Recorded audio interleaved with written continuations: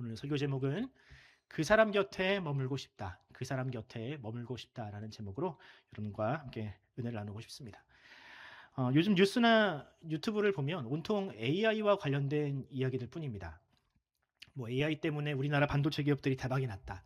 그래서 뭐 주가가 5천을 찍었다. 뭐 이런 이야기들로 가득하죠. 저 역시 AI를 적극적으로 활용하고 있는 한 사람이지만 자식을 키우는 부모의 입장에서는 솔직히 좀 겁이 나기도 합니다. 나중에 우리 아이가 커서 일할 수 있는 직업이 없어지면 어떡하지? 음. 지금은 아이한테 열심히 공부하라고는 하지만 이 공부가 나중에 다 쓸데없어지면 어떡하지라는 걱정을 하고 있습니다. 아마 제 또래의 부모님들은 다 저와 비슷한 고민을 하고 계실 겁니다. 근데 저는 한편으로는 그런 생각을 합니다. AI가 아무리 사람보다 계산을 잘하고 그림도 잘 그리고 노래도 잘 만든다 하지만 그래도 사람을 완전히 대체할 수는 없을 것이다. 어떻게 그렇게 확신하냐 하면 여러분들도 아마 그런 경험이 있으실 겁니다. 분명히 좋은 노래고 좋은 글이지만 AI가 만든 창작물에는 괜히 정이 안 가는 느낌. 예. 설교도 마찬가지죠. 만약 누군가가 어떤 기똥찬 설교를 해서 사람들을 감동시켰는데 알고 보니 그 설교가 AI가 만들어준 설교였다라고 한다면 여러분들은 그런 설교에 감동을 먹거나 은혜를 받으실 수 있으시겠습니까? 그래서 저는 기술이 발전하면 할수록 사람의 고유한 가치는 더 인정받게 될 것이라 확신합니다. AI가 만든 어떤 완벽한 그런 것보다 조금은 불완전하고 좀 미숙하지만 사람의 노력과 정성과 사랑이 담겨 있는 그런 것들은 사람들에게 훨씬 더 인정을 받게 될 것 같습니다. 그런 의미에서 AI는 도저히 흉내낼 수 없는 이 사랑이라는 가치, 특히 이웃사랑은 그 존재 자체로 굉장히 존귀하게 여겨질 것 같습니다. 특히 이웃사랑을 하는 교회, 그 사람을 쓸모와 능력으로 판단하지 않고 그냥 있는 그대로의 모습 그대로 받아주는 그런 교회의 가치는 사람들에게 그 자체로 위로가 될 것 같습니다. 오늘 우리가 묵상한 본문을 보면 세상 그 어디에서도 찾아볼 수 없는 좋은 사람이 나옵니다. 곁에 있는 모두를 행복하게 만드는 아름드리 나무와 같은 사람을 발견하게 됩니다. 그 사람은 누굽니까? 바로 믿음의 조상이라고 불리었던 아브라함이었습니다. 오늘은 이 아브라함과 또 그 곁에서 그의 곁을 든든하게 지켜준 생사고락을 함께했던 이 사람들을 통해서 과연 하나님께서 기뻐하시는 사람은 어떤 사람인지, 또 사람들에게 존중받는 좋은 공동체란 어떤 공동체인지를 한번 여러분들과 함께 고민하는 시간을 가져보도록 하겠습니다. 먼저 오늘 본문을 이해하기 위해서는 아브라함과 롯이라는 사람의 관계에 대해서 좀 살펴볼 필요가 있습니다. 여러분들도 알다시피 이 아브라함과 롯은 삼촌과 조카의 사이였습니다. 하지만 이들은 그것으로는 설명할 수 없는 일종의 부자지간으로 여겨졌습니다. 그래서 아브라함은 너의 본토 친척 아비의 집을 떠나라라는 하나님의 명령에도 굳이 롯을 데려갈 수밖에 없었던 겁니다. 왜? 아브라함에게 이 롯은 조카가 아니라 그야말로 친자식이나 다를 바 없는 존재였으니까요. 하지만 그런 끈끈한 관계도 물질과 돈의 힘 앞에서는 정말 무력했습니다. 창세기 13장을 보면 이 한정된 자원을 두고 아브라함의 목자와 또 롯의 목자가 서로 다투는 장면이 나오거든요. 이것은 단지 이 목자들 간의 다툼으로 끝났으면 좋은데 이것이 아브라함과 롯이 서로 관계가 소원해지는 균열이 생기는 어떤 그런 계기가 되었습니다. 결국 이런 상황을 원치 않았던 아브라함은 롯에게 먼저 이렇게 제안을 합니다. 여러분들 잘 아시는 말씀이죠. 네가 좌하면 내가 우하고 네가 우하면 내가 좌하리라. 이걸 요즘의 말로 풀어보면 이런 겁니다. 너 강남 아파트에서 살래? 아니면 저기 지방에 있는 구주에서 살래? 라는 질문이랑 똑같은 거예요. 그러니까 아브라함이 말하는 좌측 동네와 우측 동네, 그러니까 좌와 우는 그만큼의 차이가 있었습니다. 서쪽, 그러니까 좌측이라 말하는 서쪽은 물이 적은 척박한 산이었습니다. 여기서는 뭐 목축이라든지 농사가 거의 불가능해요. 동쪽은 어떻습니까? 동쪽은 물이 많은 동네입니다. 그래서 목축을 하기에 굉장히 적합한 동네였습니다. 만약에 여러분들이라면 이 둘 중에 어디를 선택하시겠습니까? 강남입니까? 저기 지방입니까? 네, 당연히 강남이. 우리 솔직해지자고요. 저는 뭐 강남 근처에도 못 가봤지만 저라도 강남을 선택합니다. 롯도 살기 좋은 동쪽 땅을 선택합니다. 자연스럽게 이 아브라함은 이 서쪽 산지가 많은 물이 적은 이곳에 자연스럽게 머무를 수밖에 없게 되었죠. 그런데 이 롯이라는 사람의 욕심이 거기까지였느냐? 아닙니다. 성경은 이후로 롯의 어떤 그 장막이 어느 방향으로 이동했는지를 우리에게 보여줍니다. 창세기 13장 12절을 제가 읽어드립니다. 아브람은 가나안 땅에 거주하였고 롯은 그 지역의 도시들에 머무르며 그 장막을 옮겨 소돔까지 이르렀더라. 롯은 요단 동쪽 땅으로 만족하지 않고 점점 남쪽으로 향합니다. 그리고 결국 소돔이라는 성까지 이르게 되죠. 지금은 이 소돔이라는 땅이 이 지구상에서 이 지도에서 지워졌지만 당시만 하더라도 소돔은 요단강 하류에 있는 물이 넉넉한 도시였습니다. 그래서 여기서는 농사도 짓기 편하고 가축을 키우기도 좋았죠.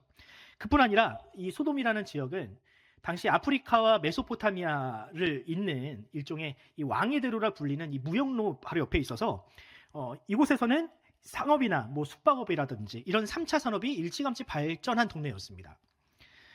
이처럼 소돔은 뭐 농사를 짓는 사람이나 가축을 키우는 사람이나 뭐 장사를 하는 사람이나 모두에게 다 사랑받는, 모두에게 기회를 제공하는 그런 기회의 땅이었습니다. 하지만 하이리스크 하이리턴이라는 말이 있는 것처럼 이 소돔은 내부와 외부로부터 늘 끊임없이 공격을 당했습니다. 내부적으로는 돈이 많으니까, 넘쳐나니까 이 도덕적 해이가 일어나고 성적인 타락이 일어났습니다. 외부적으로는 늘 그 소돔 땅을 탐내는 외부의 공격이 호시탐탐 늘 도사리고 있었습니다.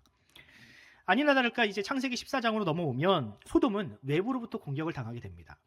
이 풍요로운 땅, 이 소돔 땅 주변에 도시들이 많았는데 이 도시들을 그돌라오멜이라는 사람이 지배하고 있었습니다. 그런데 이 도시들이 이제 연합을 해서 독립을 하려고 한 거예요. 우리가 돈이 많은데 굳이 그돌라오멜에게 우리에게 조공을 바칠 필요가 있느냐? 차라리 그 돈을 가지고 군대를 조직하면, 용병을 사면 우리가 더 이상 그에게 돈을 바치지 않아도 될 텐데 라고 하면서 이 독립을 추진하게 됩니다. 그런데 이 소돔 사람들의 생각만큼 그렇게 이 상황이 흘러가지 않았습니다. 왜냐하면 여러분, 용병이라는 사람들은요, 결국 돈을 보고 움직이는 장사꾼들입니다. 반면에 군인은 어떻습니까? 타인을 위해서 자신을 기꺼이 희생하는 사람들이 바로 군인입니다. 여러분, 이 군인이랑 용병이랑 싸우면 누가 이길까요? 당연히 군인들이 이깁니다. 그러니까 이 진짜 군인을 보유하고 있었던 그돌라오멜이 이 전쟁에서 승리하게 됩니다. 그리고 이 그돌라오멜은 그 소돔 주변에 있는 도시들의 뭐 재화면 재화, 가축이면 가축, 사람이면 사람 다 끌고 그들을 전리품처럼 끌고 가게 됩니다. 그리고 이 전리품 중에 롯과 그의 가족이 포함되어 있었죠.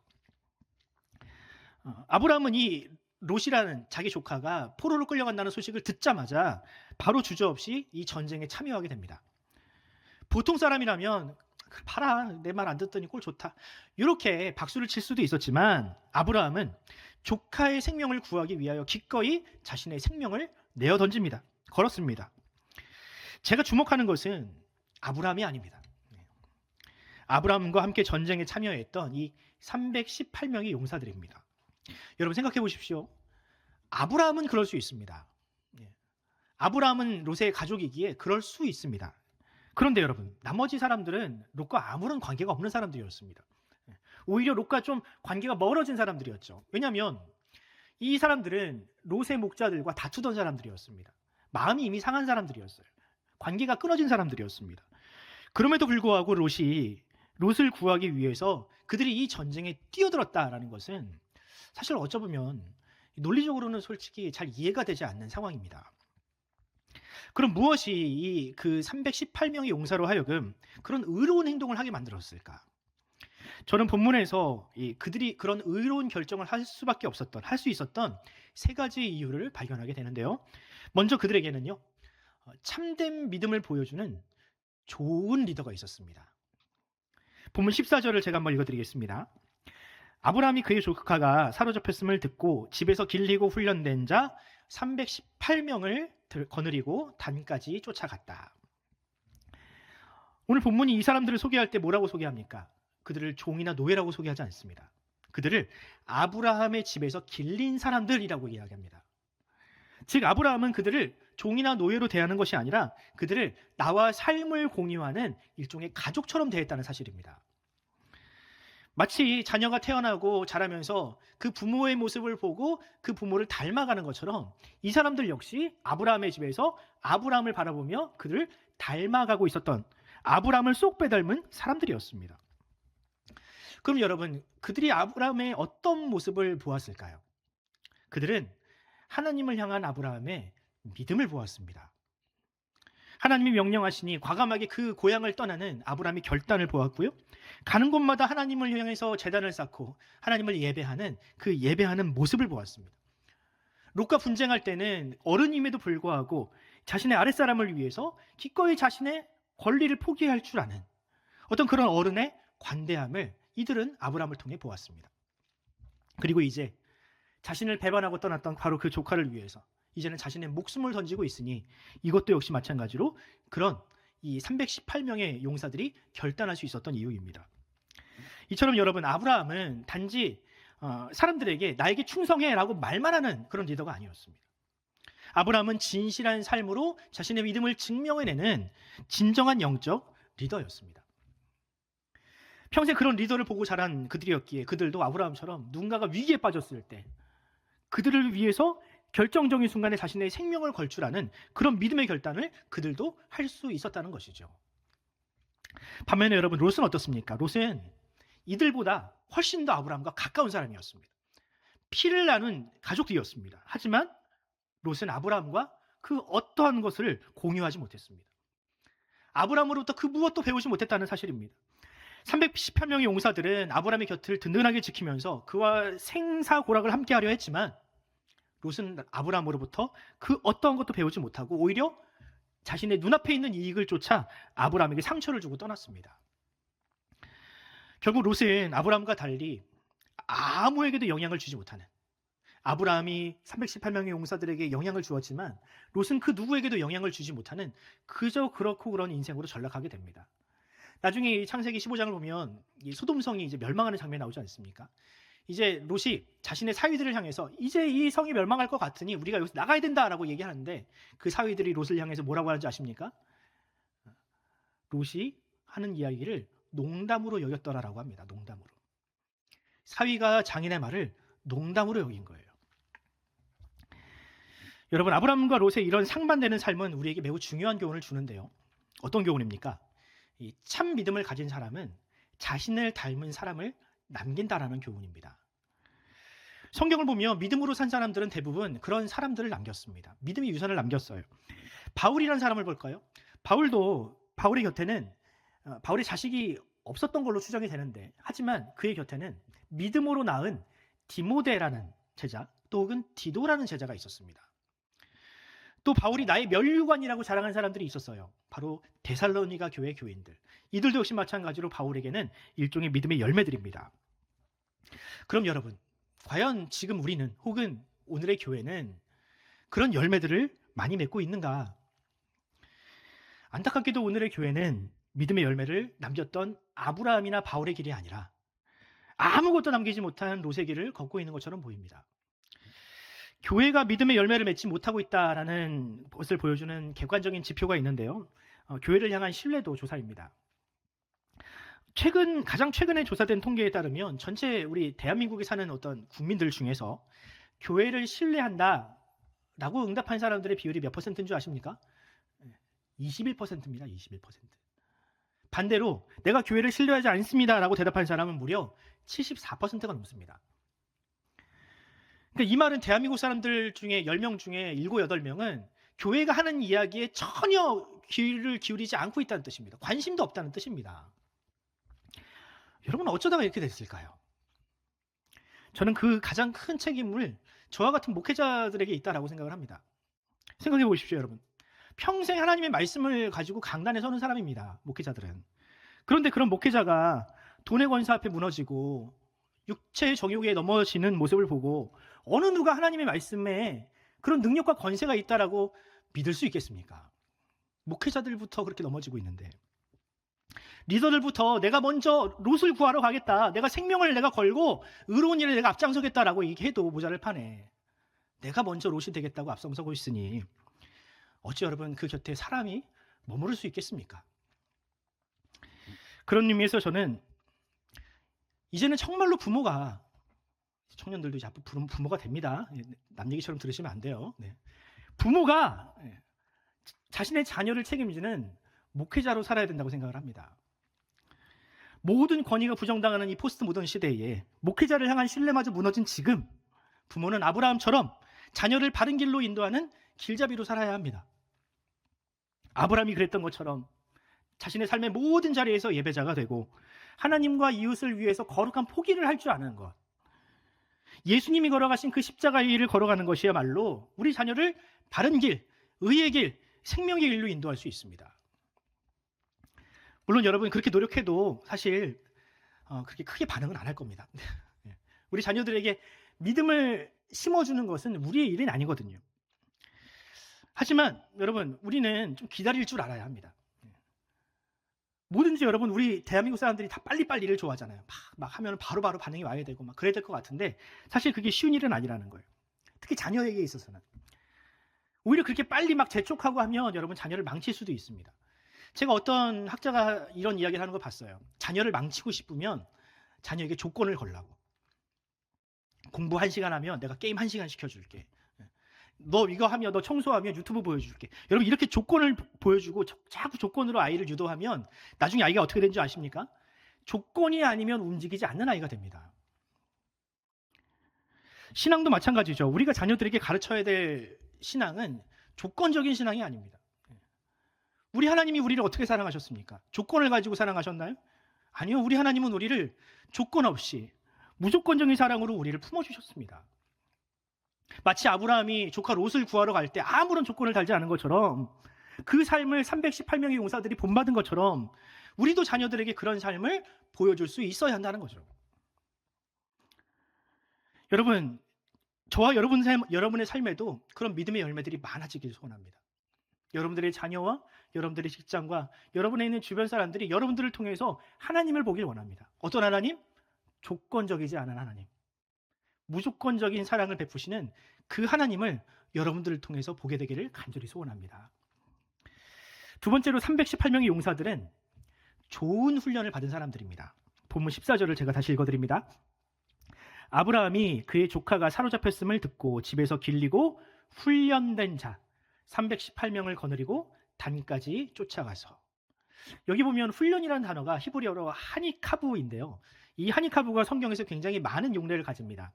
특히 우리가 잘 알고 있는 잠언 22장 6절을 보면 이런 말씀이 있는데요. 마땅히 행할 길을 아이에게 가르치라. 그리하면 늙어도 그것을 떠나지 아니하리라. 여기서 가르치라라는 단어가 바로 하니크입니다. 하니크. 똑같은 단어입니다. 그렇습니다, 여러분. 318명 용사들은요. 어려서부터 아브라함의 집에서 그냥 길리고 자란 아이들일 뿐 아니라 훈련을 받은 사람들입니다. 훈련. 성경은 이 훈련이야말로 그들이 이 승리하게 될 수 있었던 결정적인 이유였다고 합니다. 그럼 그들은 과연 어떤 훈련을 받았을까? 뭐 제가 구체적으로 알지 못하지만 이 훈련 자체가 주는 어떤 교훈이 있거든요. 여러분들 군대 얘기 별로 안 좋아하시지만 제가 이 훈련 얘기 하려다 보니까 군대 얘기를 안 할 수가 없네요. 제가 또 훈련하면은 또 제가 그 군대에서 많이 받아봤거든요. 제가 또 장교 출신이라 훈련 정말 빡세게 받았습니다. 제가 그 임관하기 전에 4개월 동안을 제가 훈련을 받았는데요. 그때는 훈련만 받아요. 아무것도 안 하고 훈련만 받습니다. 그때 뭐 화생방, 뭐 각계 전투, 뭐 유격, 군대에서 받을 수 있는 모든 훈련들을 이 4개월 안에 다 받아버리거든요. 근데 여러분 그 훈련 중에서 어떤 훈련이 제일 힘든 줄 아십니까? 뭐 군대 갔다 온 청년들도 많겠지만 어떤 훈련이 제일 힘드나요? 저는 개인적으로 제식이라는 훈련이 힘들었습니다. 제식. 그러니까 제식이 뭐냐면 군인의 기본기입니다. 군인의 기본기. 걸을 때는 어떻게 걸어야 된다. 서 있을 때는 어떤 자세로 어떤 각도로 경례를 해야 된다. 그러니까 하나서부터 10까지 군대 생활하는 모든 것들을 가르치는 것이 제식입니다. 제식. 근데 별로 안 힘들어 보이죠, 여러분들. 여러분들 군대 가면 분명히 발이랑 손이랑 같이 올라갑니다. 이렇게. 100%입니다. 100%. 예. 근데 이걸 고쳐준 게 제식이거든요. 별로 안 힘들어 보이죠. 근데 되게 힘듭니다. 왜냐하면 이 제식이라는 훈련은 나 혼자 잘해서 되는 게 아니기 때문에 그래요. 여러분 그 사격 훈련, 총을 쏴서 목표를 맞추는 거 나만 잘하면 됩니다. 나만. 그리고 이제 높은 절벽에서 이제 줄 하나만 의지하고 막 뛰어내리거든요. 이것도 나만 잘하면 됩니다. 그런데 여러분 제식은 어떻습니까? 제식은 모두가 다 잘해야 됩니다. 나만 잘해서는 티가 안 나요. 오히려 틀리는 그 한 사람 때문에 다른 사람들까지 다 틀려 보이는 게 제식이에요. 생각을 조금이라도 놓치면 여지없이 발이 틀리거나 동선이 꼬여버립니다. 제가 이 제식 훈련이 제일 힘들었을 때가 이제 임관을 준비할 때였는데 한번 제가 사진을 보여드릴게요. 임관식인데 여러분들 어떻습니까? 이것이야말로 칼각입니다. 칼각. 뭐 아이돌들이 하는 칼각은 저리 가랍니다. 손 방향이며 각도며 다 똑같지 않습니까? 이걸 하려면 훈련을 어마어마하게 받아야 되는 겁니다. 근데 여러분 이게 되게 힘들어요. 처음에는 잘 안 맞습니다. 보폭도 다르고 다 틀리고 그렇습니다. 근데 이게 점점 맞아가는 걸 스스로가 느끼거든요. 이걸 느끼면서 군인들이 어떤 생각을 하는지 아십니까? 아, 이제 우리는 그 어떤 적과 싸워도 이길 수 있겠구나라는 자신감이 생깁니다. 내가 혼자가 아니라 모두가 다 나와 똑같은 생각을 하니까 이제는 우리가 어떤 적과 싸워도 이길 수 있겠다라는 자신감이 바로 이 제식을 통해서 갖게 됩니다. 여러분, 이것이 바로 군대의 강함과 약함을 결정합니다. 부대원들이 서로 막 다른 마음을 품으면 그 군대가 아무리 좋은 무기를 쥐어줘도 그 군대는 적을 이길 수가 없습니다. 하지만 아무리 적은 규모여도 그 사람들이 똘똘 뭉치면, 한 마음으로 똘똘 뭉치면 그런 군대는요, 열이 백을 이기고 백이 만을 이깁니다. 마치 기드온의 300용사가 그러했던 것처럼 그런 사람들은 전쟁에서 승리할 수밖에 없습니다. 예수님께서 이 땅에 오신 이유도 바로 그와 같습니다. 예수님이 이 땅에 오셔서 3년 동안 제자들과 동고동락을 하시지 않습니까? 왜 그러셔야 했을까요? 사실 예수님이 이 땅에 오셔서 죄인들을 구원하시고 그들에게 천국을 선물하시려면 그러실 필요까지는 없었습니다. 그냥 십자가에 달려서 죽으시면 그 일은 이루어집니다. 하지만 예수님께서 이 땅에 오신 목적은 결코 그것이 다가 아니었습니다. 예수님은 모든 성도가 다 예수님처럼 죄를 이기고 사망을 이기고 부활의 능력을 소유하기를 원하셨습니다. 그래서 예수님은 그 이기는 법, 하나가 되어서 이기는 법을 우리에게 알려주시기 위하여 제자들과 3년 동안 제자 훈련을 하신 겁니다. 그들을 훈련시키심으로 모두가 다 예수님처럼 생각하고 예수님처럼 판단하고 예수님처럼 말하는 법을 알기 위해서, 그래서 승리하게 하기 위해서 예수님은 이 땅에서 3년 동안 제자들을 훈련시키셨던 것입니다. 저는 지금 우리에게도 이런 훈련이 필요하다고 생각을 합니다. 그리고 지금 우리는 이미 그런 훈련을 하고 있습니다. 여러분 한번 생각해 봅시다. 이렇게 주일에 와서 이렇게 1시간 앉아 있는 거 여러분 쉬운 일입니까? 여러분들 아이들 이제 다음 주에 찬양 예배를 드리는데 옆에 앉혀놔 보세요. 걔네들이 가만히 있나? 다 훈련이 안 돼서 그렇거든요. 안 믿는 사람들 이 자리에 앉혀놓고 1시간 동안 예배 드리라고 해보세요. 이 딱딱한 설교, 재미없는 설교를 들으라고 해보세요. 그 자체로 고문입니다. 여러분들도 마찬가지였잖아요. 또 우리는 매주 같은 목소리로 신앙 고백을 하고 공동체 고백을 합니다. 또 새벽에는 공동체 성경을 읽기를 하면서 같은 말씀을 읽습니다. 이처럼 우리가 함께 하고 있는 모든 것들은 다 우리가 한 몸 되기 위한 일종의 훈련이라고 할 수 있습니다. 여러분 그렇게 오랜 시간 함께 같은 곳을 바라보고 같은 목소리를 내다보면 우리가 어떻게 되겠습니까? 마치 훈련받은 군인들이 서로 눈빛만 보면 서로의 생각을 아는 것처럼 우리도 그렇게 하나가 될 수 있습니다. 예전에는 내 생각만 옳다라고 주장했던 사람이 어느 순간부터 공동체를 먼저 생각하고 내 것을 내려놓고 남을 위해서 남을 기쁘게 하는 일들을 더 즐겁게 할 수 있습니다. 그런 사람들이 모인 공동체는요, 여러분 어떠한 고난과 어떤 시련이 와도 절대로 무너지는 법이 없습니다. 누가 쓰러지려고 하면 그 사람은 쓰러지지 못하도록 손을 잡아주고 버팀목이 되어주고, 누구에게도 말 못할 이야기가 있지만 내가 저 사람들한테만큼은 내가 이야기할 수 있겠다라고 하는 신뢰가 생기는 것, 바로 그것이 공동체의 힘입니다. 그것이 바로 교회가 이 땅 가운데 존재하는 이유와 목적이죠. 고린도전서 12장 26절로 27절을 제가 읽어드리겠습니다. 몸 가운데에서 분쟁이 없고 오직 여러 지체가 서로 같이 돌보게 하셨느니라. 만일 한 지체가 고통을 받으면 모든 지체가 함께 고통을 받고 한 지체가 영광을 얻으면 모든 지체가 함께 즐거워하느니라. 아멘. 하나님께서 이 땅 가운데 교회를 세우신 목적은 바로 이것입니다. 세계 선교도 좋고요. 복음으로 이웃을 전도하는 것도 좋습니다. 하지만 하나님께서 교회를 세우신 1차적인 목적은 성도로 하나가 되게 하는 것. 같은 곳을 바라보게 하고 같은 비전을 품게 하는 것. 이것을 우리에게 익숙한 용어로 이야기하자면 함께 울고 함께 웃는 것. 바로 그것이 주께서 이 땅 가운데 교회를 세우신 목적입니다. 제가 우리 푸른 사랑의 교회에서 한 10년을 훈련받고 있습니다. 사역이기도 하지만 저에게는 일종의 훈련이기도 합니다. 이 10년 동안의 사역 중에서 제가 유일하게 자랑할 수 있는 딱 한 가지가 있다면 바로 우리 푸른 사랑의 교회와 정말 한 몸이 되었다는 사실입니다. 아무도 반응을 안 하시는, 인정을 안 하시는 건지. 제가 자신 있게 이야기할 수 있습니다. 저는 정말 20년 동안 24시간 진짜 교회 생각만 했습니다. 물론 개척하신 목사님만큼은 아니지만 정말 진짜로 푸른산의 교회를 한 가족으로 생각하고 있습니다. 여러분은 어떠십니까, 여러분? 여러분도 저와 같은 생각이십니까? 이럴 때 아멘 해주시면 너무 감사한데. 같은 생각이십니까? 네. 그런 의미에서 여러분들 스스로에게 이렇게 질문해 보시기 바랍니다. 과연 나는 교회와 한몸 되기 위해서 어떤 훈련을 감당하고 있는가? 바라기는 주께서 사랑하시는 우리 교회가 서로 다른 생각을 가진 사람들의 공동체가 아니라 주님의 시선과 주님의 마음을 우리 함께 공유하는 교회, 그래서 서로가 서로를 지탱해주는 그런 아름다운 공동체가 되기를 간절히 소원합니다. 마지막으로 아브라함과 318명의 용사들은 좋은 것을 함께 나누는 공동체였습니다.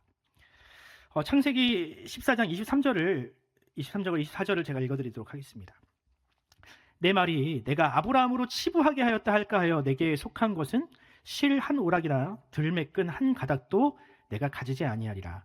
오직 젊은이들이 먹은 것과 나와 동행한 아넬과 에스골과 마므레의 분깃을 제할지니 그들이 그 분깃을 가질 것이니라. 아멘. 여기 보면 아브라함은 전쟁에서 승리한 후에 이 전리품을 챙기는 과정에서 이 소돔왕이 네가 전리품을 다 가져도 좋다라는 말에 이렇게 대답을 합니다. 나는 전리품을 취하기 위해서 이 전쟁에 참여했다는 어떤 그런 오해를 받기 싫어서 나는 전혀 아무것도 손해되지 않겠다. 이것은 일종의 소돔 왕이 내미는 일종의 정치적인 동맹을 거절하는 것이나 마찬가지였습니다. 여러분 한번 생각해 봅시다. 소돔 왕이 이 전리품을 다 주고 아브라함을 얻는 것이 과연 이득일까요? 실일까요? 그네들은 이미 용병을 한번 써봤어요. 돈으로 안 되는 일이 있다는 걸 알았습니다. 저 용병들은 나를 위해서 목숨을 걸지 않는다는 것을 분명히 깨달았습니다. 그런데 저 아브라함은 돈이 아니라 신의와 또한 어떤 의로움을 따르는 사람이라서 우리를 위해서 목숨을 걸어준다는 것을 알았어요. 돈이 중요합니까? 아브라함이 중요합니까? 아브라함과 동맹을 맺는 것이 소돔 왕에게는 훨씬 더 이익이었습니다. 그런데 이 아브라함은 이 소돔 왕의 정치적인 어떤 의도를 단칼에 거절합니다.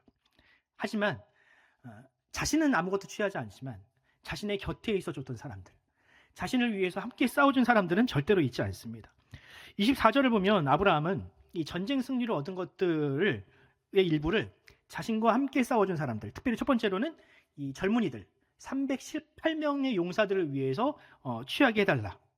또 두 번째는 아넬과 에스골과 마므레라는 사람들에게 이것을 돌려달라고 합니다. 그러니까 이들이 누구였냐면 당시 아브라함 주변에 살고 있었던 가나안 원주민들입니다. 그러니까 아브라함이 그 주변 사람들에게도 굉장히 신뢰가 두터웠던 사람이었다는 거예요.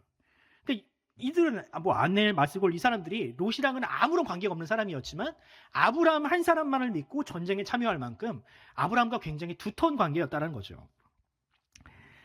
아브라함은 그들을 향한 감사를 잊지 않았습니다.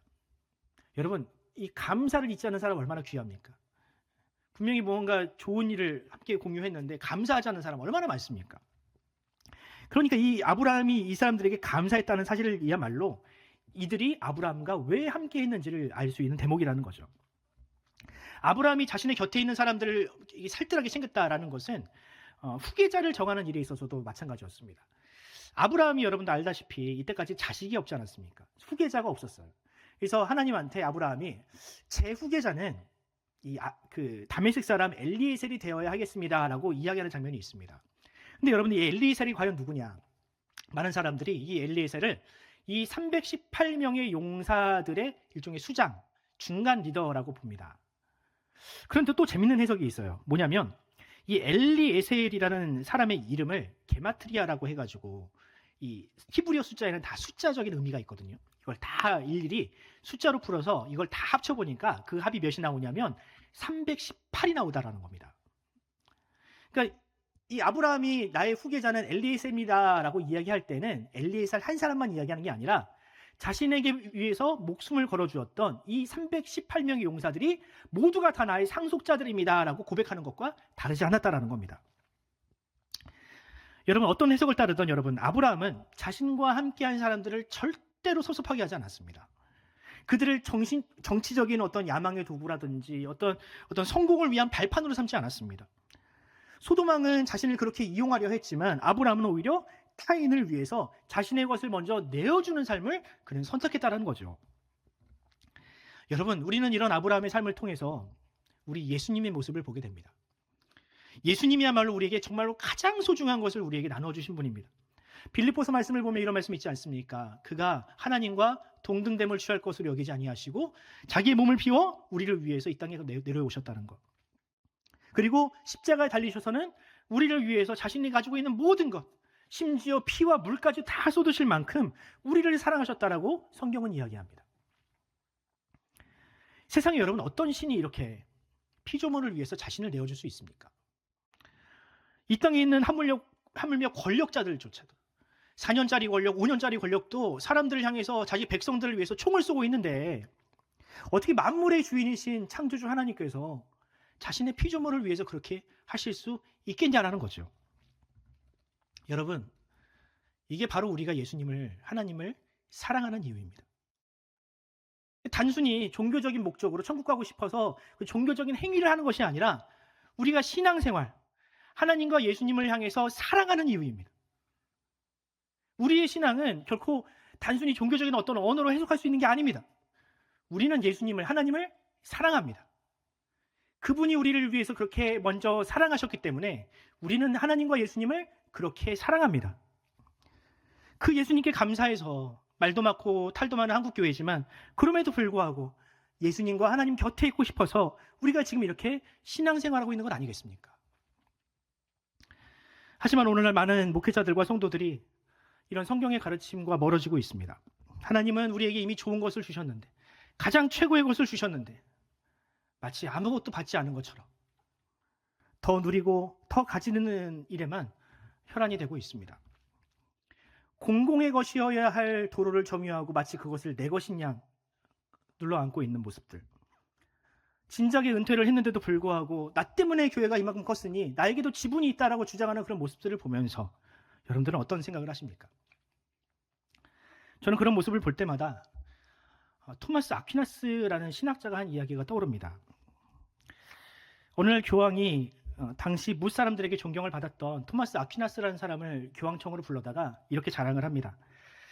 보십시오. 초대 교황이었던 베드로 사도께서는 은과 금은 내게 없거니와 라고 했지만 이제 우리는 금은보화를 저렇게 많이 갖게 되었습니다. 이 이야기를 듣고 아퀴나스는 이렇게 대답했다고 합니다. 교황님, 오늘 우리는 참으로 아름다운 성전을 지었습니다. 금으로 기둥을 세웠고 대리석으로 바닥을 깔아 아름답게 장식을 했습니다. 또 우리는 땅도 많이 가지고 있습니다. 신자들도 많습니다. 그러나 초대교회가 가졌던 나사렛 예수 그리스도의 이름의 능력이 우리에게는 없는 것 같습니다. 사랑하는 여러분, 우리 교회는 건물이 없습니다. 오늘 센터인데 저건 예배당이라고 하기에는 좀 그렇죠. 예. 건물은 없어요. 예. 다른 교회가 가지고 있는 으리으리한 막 그런 건물은 없어요. 다른 교회는 매년 음향과 영상 장비에 한 수억 수천만 원씩을 투자한다고 합니다. 예. 주워온 겁니다. 고쳐서 쓰고 있습니다. 네. 목소리만 나오면 된다라고 목사님께서 늘 얘기하셔서 중요한 건 목소리지, 설교 내용이지 그게 뭐가 중요하냐라고 하셔서 그렇게 하고 있습니다. 전도 집회를 한다고 연예인을 부르지 않습니다. 선물을 우왕좌왕 뿌리지도 않습니다. 하지만 저는 자신합니다. 우리 교회는 누구보다 예수님을 사랑하고 또 서로를 사랑하는 사람들의 공동체입니다. 여러분 아멘이십니까? 네. 목회자들은 성도를 위해서 정말 좋은 설교를 준비하려고 노력을 하고 있습니다. 성도들은 어려운 중에도 어떻게든 이웃을 구제하는 일에 동참을 하고 있고요. 좀 빈약한 공간에서도 불구하고 우리 다음 세대를 키워보려고 교사들은 정말 아둥바둥하고 있습니다. 여러분, 이 정도면 훌륭한 교회 아닙니까? 다른 욕심내지 않고 다른 교회들이 막 정치인들에게 손 내밀고 어떤 한 자리 하려고 할 때 사람들이 욕을 먹고 있을 때 크게 욕먹지 않고 예수님을 사랑하고 서로를 사랑하는 일에 매진하고 있으니 충분히 좋은 교회 아니겠습니까? 우리 주님은 반드시 여러분들의 그런 헌신과 사랑을 기억하실 겁니다. 아브라함이 자신과 함께했던 그 엘리에셀과 318명의 용사들을 기억하고 그들과 함께했던 것처럼 비록 세상은 우리를 알아주지 않아도 우리 하나님은 여러분들을 기억하실 겁니다. 반드시. 그리고 이 땅이 여러분들에게 채우지 못할, 이 세상이 여러분들에게 주지 못할 그 하늘의 신령한 것들로 여러분들을 채우실 줄로 믿습니다. 이제 말씀을 읽겠습니다. 저는 얼마 전 우리 친구 중에, 오랜 친구 중에 어머니가 돌아가셨다고 해서 그 장례식장을 다녀왔습니다. 거기서 정말 오랜만에, 한 30년 만에 그 친구들을 만났거든요. 신앙생활을 함께 했던 동기들을 만났습니다. 근데 와, 이 친구들 30년 만에 만났는데 바로 지난주에 만났던 것처럼 그렇게 친밀하더라고요. 바로 어제 일처럼 이야기를 하는데, 추억을 이야기하는데 정말 좋았습니다. 그 시간이 금방 가서 이제 가야 되겠다 해가지고 나오려고 하는데, 그 친구가, 상주가 저에게 조심스럽게 부탁을 하더라고요. 내일이 발인인데 운구위원이 없으니 좀 도와줄 수 있겠냐고. 요즘 많잖아요. 가족이 많이 없으니까 운구위원이 참 부족합니다. 근데 솔직히 좀 부담스러웠어요. 왜냐하면 그 발인 날이 토요일이었거든요. 그러니까 그 운구위원을 하려면 집에서 한 새벽 4시쯤 나와야 되고, 그 운구를 다 마치고 이제 바로 교회로 출근을 해야 되는 어떤 그런 빡센 일정을 할 수밖에 없으니까 솔직히 좀 부담스러웠습니다. 그래서 얘가 오죽하면 다 이 상황을 알면서도 나에게 이런 부탁을 할까 싶게 한다고 했습니다. 그렇게 다음날 새벽에 장례식장을 다시 찾았는데 거기서 정말로 깜짝 놀랐습니다. 왜냐하면 그 어제 모여있던 그 친구들이 고스란히 그 자리에 있는 거예요. 다 집도 멀고 다 이 바쁜 아이들인데 그 친구들이 고스란히 그 자리에 앉아 있더라고요. 그러니까 식구들을 제외하면 딱 교회 친구들이었던, 교회 그 동기들만 그 발인 자리를 지키고 있었습니다. 근데 여러분들, 그 친구들이 그러면 신앙이 있어서 그렇게 했느냐? 아닙니다. 다 얘기를 나눠봤는데 교회를 다니는 사람 다 저밖에 없어요. 저 혼자만 교회를, 심지어 목사까지 됐어요. 다른 친구들은 다 교회를 떠났습니다. 그럴 수밖에 없었던 이유가 있었는데요. 제가 다녔던 교회가 좀 많이 시끄러웠습니다.